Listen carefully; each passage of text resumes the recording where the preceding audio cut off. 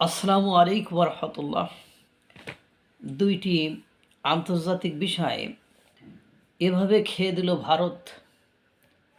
ভারত মানে একাধিক আন্তর্জাতিক বিষয়ে তো আমাদেরকে খেয়ে দিচ্ছে। একই সময়ে দুই দেশে দুইটি আন্তর্জাতিক অনুষ্ঠান হচ্ছে, মানে বেচা কেনার অনুষ্ঠান এক প্রকার বলা যেতে পারে। যেমন বাংলাদেশে বাণিজ্য মেলা, আর ভারতের হলো আন্তর্জাতিক বই মেলা।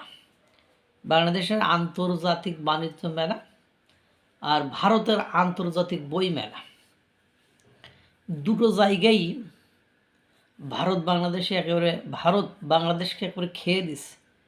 মানে এরকম খাওয়া খাইছে, মানে সে আর বলার অপেক্ষা রাখে না। যদি বলেন কেমনে, আপনারা সহজেই ব্যাখ্যা দিলে বুঝতে পারবেন বিষয়টা আসলে কি। বিষয়টা হলো, বাংলাদেশের যে আন্তর্জাতিক বাণিজ্য মেলা হচ্ছে, সেই বাণিজ্য মেলায় ভারতীয় তৈরি জুতার একটা মেক ইন ইন্ডিয়া শুজ, মানে এর একটা স্টল আছে মেক ইন ইন্ডিয়া। সেই দোকানে এত পরিমাণ মেয়েদের এবং ছেলেদের ভিড়, জুতা এত পরিমাণ বিক্রি হচ্ছে, সে বলার অপেক্ষা রাখে না। এটা জুতা দিয়ে একেবারে আমাদেরকে খেয়ে দিল আর কি।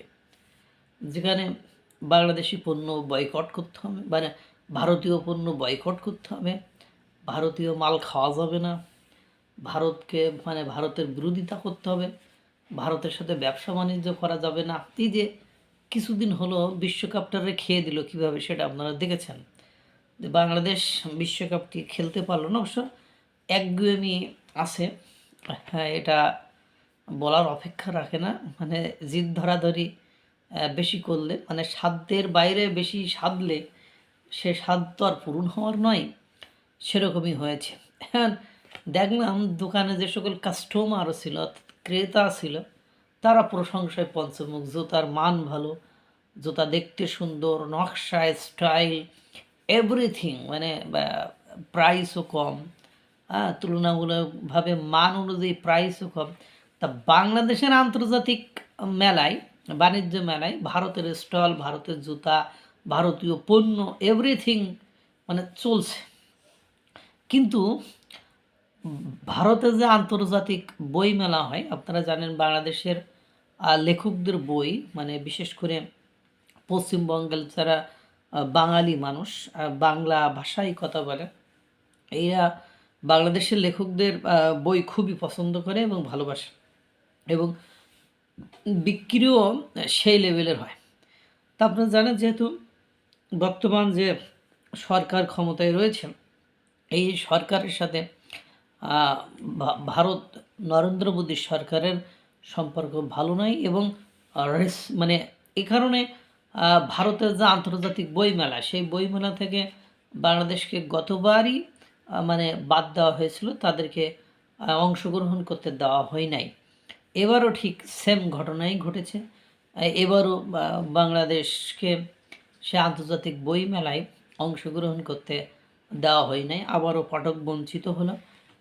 মানে লেখকদের যে একটা মর্যাদা, একটা সম্মান, বাঙালি লেখক হিসাবে সেই মানে সম্মানটা, সেই মানে সমাদর বা সেই কদরের জায়গাটা বাংলাদেশের লেখকরা হারিয়ে ফেললো, তারা সেখানে উপস্থিত হতে পারল না। তো এরকম জুতা আর বই আন্তর্জাতিক দুইটা ঘটনা দিয়েও মানে বাংলাদেশকে খেয়ে দিল আর কি। আপনারা জানেন বিদ্যুৎ নিয়ে এখন কি ঘটনা ঘটছে, আপনারা জানেন গ্যাস নিয়ে বাংলাদেশে কি হচ্ছে, আপনারা জানেন চাল নিয়ে কি হচ্ছে, আপনারা জানেন পোশাক শিল্প নিয়ে কি হচ্ছে, আপনারা সুতা শিল্প নিয়ে কি হচ্ছে। প্রত্যেকটি সেক্টরে বাংলাদেশ আছে চরম এবং কঠিন বিপদে। আর এই বিপদের মধ্যে বাংলাদেশের বাংলাদেশের বাণিজ্য মেলায় ভারত ব্যবসা করে যাচ্ছে, মানে আরাম আয়েসে, মানে সেখানে কোনো প্রবলেম নেই। কিন্তু মানে বাংলাদেশের মানে